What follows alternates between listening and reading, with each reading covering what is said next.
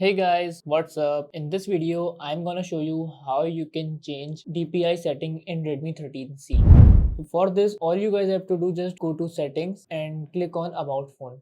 After that, click 7 times on MIUI version to become a developer mode. Now you are now a developer, so go back and then scroll it down to additional setting. In additional setting, scroll down. As you see, we have option of developer option. Just click on developer option. In developer option, scroll it down to smallest width. So click there and then change the number according to you. Let me change to 600. Click OK. As you see, now the screen width is now too small, and make sure that largest the number, smallest the width size. So now let me change it to 300.